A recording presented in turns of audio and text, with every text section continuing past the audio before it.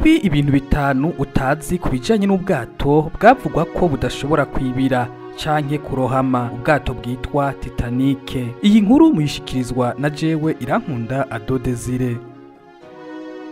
Nyuma y'imyaka hafi 100 nyuma yo kwibira muri Atlantique y'Amajyaruguru, aho byavugwa ko ubu bwato ko budashobora kwibira, ariko haracari amayobera agomba gusobanurwa. Menya ibintu bitanu ushobora kuba utazi kuri Titanic. RMS Titanic ni line nziza yo mu Bwongereza yasambutse mu rugendo rwayo rwa mbere rwa transatlantique. Hari igihe cy'isaha ya saa 12:40 z'ijoro ku igenekerezo rya 14 ukwezi kwa 4 1912 nko mu birometero 740 mu majyepfo ya Newfoundland, iruhande rw'inyenyeri rwa Titanic yakubise urubura. Uko kugongana kwatumye ibice byinshi by'amazi ameneka. Nubwo amazi yinjiye vuba, ubwato bwa mbere bw'ubutabazi bwarekuwe nyuma y'isaha imwe. Abagera kuri 2/3 by'ingenzi n'abakozi barapfuye. Kwibira kwa Titanic, imwe mu makuba akomeye yo mu nyanja mu mateka, aracafise inkingi mu muco uzwi muri iki gihe. Mu 1907 Jean Bruce Ismay, umuyobozi w'isosiyete itwara ingenzi yitwa White Star Line, na Lord Perrier, umuyobozi w'uruganda rw'amato rwa Harland na Wolff i Belfast, bahisemwo gushinga iciciro gishasha c'amato meza kandi akomeye kugira ngo bahangane na mukeba wabo, umurongo wa Cunard. Umushinga wabo watumye hashigwaho iciciro ca Olympique carimwo amato atatu: Olympique, Titanic na Gigantique, nyuma yiswe y'Abongereza. Imirongo yagenewe gutwara ingenzi bo mu ciciro ca mbere n'ica kabiri mu vyiza bitagereranywa, ndetse n'ingenzi bo mu ciciro ca gatatu bugukigwa n'ibikoresho vyiza kuruta ayandi mato. Kubaka Titanic byatanguye ku igenekerezo rya 31 mu kwezi kwa gatatu 1909 i Belfast. Abagabo bagera ku 3,000 bitabiriye ico gikorwa cyo kubaka Titanic. Abagera ku 8 bahasize ubuzima mu gihe cyo kubaka ubwo bwato. Abakozi bamara amasaha 49 mu ndwi mu misi 6 ku mushahara w'indwi wangana n'amaero 2. Titanic yarungitswe nyuma y'amezi 26 ku igenekerezo rya 31 z'ukwezi kwa gatanu mu 1911. Muri kiriya gihe Titanic yari ikiri igikonjo kirimwo ubusa. Mu mezi make yakurikiye habayeho imirimo myinshi ikwiranye no gutegura, nko gushiraho imashini zisunika no kurangiza kabine n'ivyumba bisanzwe. Muri rusangi kubaka Titanic vyatwaye imiliyoni 1.5 z'amapaundi, hafi imiliyoni 309 z'amadolari. Titanic yarangije igeragezwa ry'inyanja mu nyanja ya Irlande ku igenekerezo rya 2 mu kwezi kwa 4 mu 1912. Ihabwa icemezo cy'inyanja n'uhagarariye ubuyobozi bw'ubucuruzi mu Bwongereza. Umurongo uhita werekeza muri Southampton ku birometero 1060 kugira ngo itangure ubwa mbere n'ubwa nyuma ubwikorezi bw'ingenzi. Nyuma yo kugera muri Southampton, Titanic yamaze imisi 6 ishakisha abandi bakozi barimwo na kapiteni Edward Smith no guhumbira amakara n'ibifungurwa. Ku igenekerezo rya 10 ndamukiza, abantu 951 binjiye mu bwato hanyuma berekeza mu Faransa kugira ngo binjire mu zindi ngenzi. Titanic yahise igera i Queenstown muri Ireland ku igenekerezo rya 12 ndamukiza igihe cy'isaha 5:30 z'umurango. Nyuma y'amasaha 2 itangura urugendo rwayo yerekeza i New York. Ukurikije ibigereranyo bisobanutse neza, ico gihe umurongo wari ufise abagenzi 1316, 325 mu ciciro ca mbere, 285 mu ciciro ca kabiri, n'706 mu ciciro ca gatatu, hamwe n'abakozi 913. Igitigiri c'abantu bose bari muri Titanic bagera ku 2229.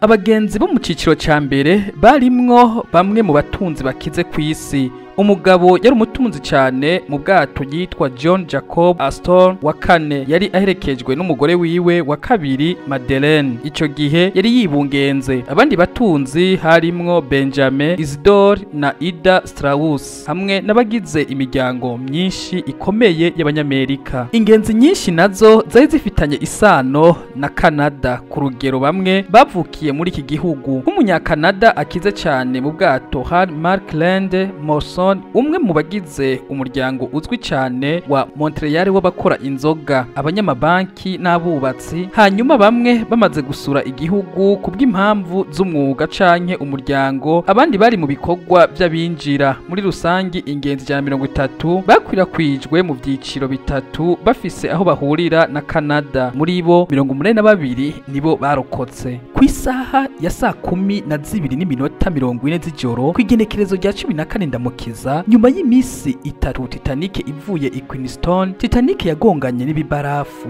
Kapiteni Edward Smith yakiriye ubutumwa butandukanye buturutse mu yandi mato amumenyesha ko muri ako gace bari barimwo ko karimo ibibarafu, ariko bisa nkaho bititawe ko cane. Mu gihe c'ingaruka Titanic yagenda ku muvuduko w'ibice 5 musi y'umuvuduko waco. Titanic yari ifise ibice 16 byagomba kuba bitarimwo amazi. Mu by'ukuri ibitwe myinshi itandukanya ibice itagira ku murongo w'ubwato, hari umwanya mu bice byabo byo hejuru. Noneho nimba igice kimwe cyuzuyemwo amazi, ibirenze birashobora gutemba mu bindi. Mu gihe c'ingaruka urubura rwacengeye mu bice 5 canke 6, hanyuma amazi yinjira mu myobo myinshi. Birashoboka ko Titanic yashobora gukomeza kureremba iyo ibice 4 gusa byononekara, ariko guturika kwa 5 canke kwa 6 muri bo byatumye ubwato babutakaza. Abagenzi benshi ntibihuse kumenya iyo mpanuka, hariho n'abatayitayeho n'ubundi kandi bari mu bwato bunini bwa mbere ku isi ndetse bwari bufise n'umutekano udasanzwe. Bamwe ndetse bemeza ko bidashoboka ko bwogira ikibazo cyo kwibira. Kugongana n'ibibarafu rero byafatwa nk'ibintu bisanzwe. Titanic yari ifise ubwato 20 bw'ubutabazi, 14 ubwato busanzwe bw'ibiti bushobora gutwara abantu 35 buri bwato. Ubwato bune bwashobora kugwa ku mpande zompi, abantu 47 nibwo bwashobora gutwara. Ubwato bubiri bw'ibiti bwihutirwa, abantu 40 nibwo bwatwara. Muri rusangi barashobora gutwara abantu 1178 bihwanye na 1/3 cy'ubushobozi ntarengwa bwa liner. Ibyo byari byemewe n'amategeko ukurikije ibipimo by'icyo gihe byagena igitigiri cy'ubwato ukurikije toni yagenewe ubwato. Ku isaha ya saa 12:15 zo kwigenekerezo rya 15 Ndamukiza, Kapiteni Edward Smith yarungitse ikimenyetso cy'akababaro, ariko yarindiriye iminota 20 kugira ngo ategeke gupakira ubwato bw'ubutabazi. Ubwato indwi bwa mbere bwavuye mu bwato bwashizwe ahagaragara saa 6:40 zo mu gitondo, bwari bukubiyemwo abantu 20 gusa kuri buri bwato bumwe bumwe, ntibwarenza ubushobozi bwabwo. Ibintu bimwe byasubiwemo ku bundi bwato, nta numwe wujujwe mu bushobozi bwayo ntarengwa. Usibye ibya nyuma, hafi ya byose byuzuye. Ubwato bubiri bwa nyuma bwashizwe ahagaragara saa 2:15 mu minota 5 gusa mbere yuko Titanic yibira canke irohama. Iyaba ubwato bwa Titanic bwose bwaruzuye, abantu 172 bashobora gukira, barimwo abagore n'abana bose ndetse n'abagabo bagera kuri 350. Abagabo n'abasore benshi bakuze bankiwe kugera mu bwato kubera ko umwe mu bapolisi yasobanuye iryo tegeko ngo abagore n'abana gusa nibo bategerezwa kubanza gutabagwa. Nyuma yo kuva i New York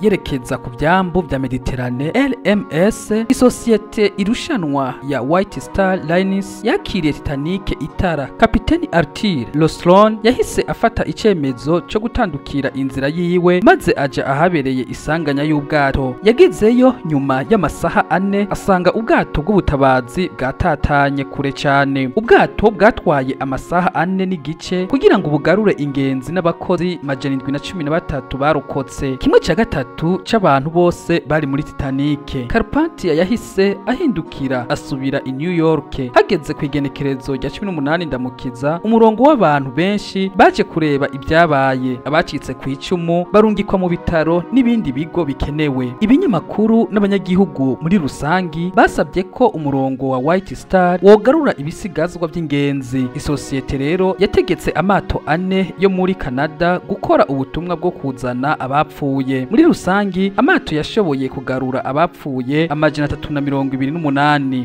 Mackay Bennett yonyene ubwato bwa kabiri bwa Halifax bwabonye abantu amajana 6 mu bantu amajana 128 bapfuye. 119 bashinguwe mu nyanja kubera impamvu zitandukanye, naho amajana 29 basubizwa Halifax bisabwe na bene wabo babanyakwigendera. Abapfuye 59 basubijwe mu gihugu kugira ngo bashingurwe. Iyindi mibiri 150 yashinguwe mu marimbi atatu ya Halifax. Ibindi biziga 9 byajugunywe mu nyanja n'amato yabasanze mu nzira. Nyuma yo kurohama, abategetsi b'Abanyamerika n'Abongereza bahisemo gukora iperereza, bituma habaho impinduka nyinshi mu ngendo zitwara abagenzi. Kuva ico gihe amato yagomba kuba afise amato ahagije yo kwakira abantu bose bari mu bwato. Yategezwa kandi kuba afise ibikoresho byo kurokora no guha akazi abakozi babishoboye. Umuntu wese ari mu bwato yagomba kandi kwitabira imyitozo yo gutabara. Amato nayo ubu ahatirwa kuzunguruka canke gukwepa ibice vya barafu. Urugendo rw'Abafaransa n'Abanyamerika rwashoboye kumenya ibisigazwa vya Titanic kwigenekerezo rya mbere 1985 hakoreshejwe ubwato bwarohamye bwashobora gufata amashusho y'inyanja. Igihe yavumburwa, Titanic yatandukanijwemwo ibice bibiri, iryamye ihagaritse metero 600 zitandukanye. Ibi biherereye mu burebure bwa metero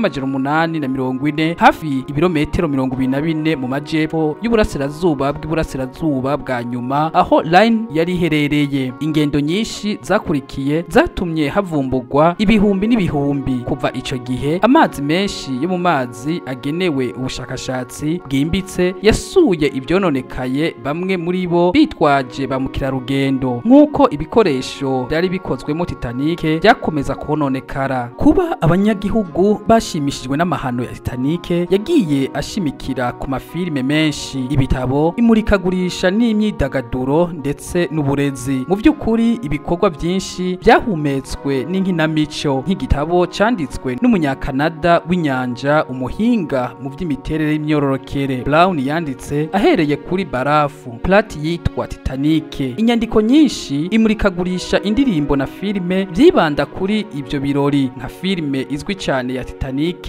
ya James Cameron yasohotse mu 1997. Iyi filime kandi yazuwe mu buryo bwa 3D mu mwaka wa 2012 na James Cameron ubwiwe mu rwego rwo kwizihiza isabukuru y'imyaka 100 yari iheze ubwato burohamye. Canada Post ku ruhande rwayo yashize ahagaragara amafaranga menshi kugira ngo yizihize isabukuru y'imyaka 100 ayo makuba yari amaze abaye. Reka tubashimire cyane, twongera kubahamagarira mu bindi biganiro byacu tuba twabateguriye. Mwari kumwe na jewe Irankunda Ado Desire.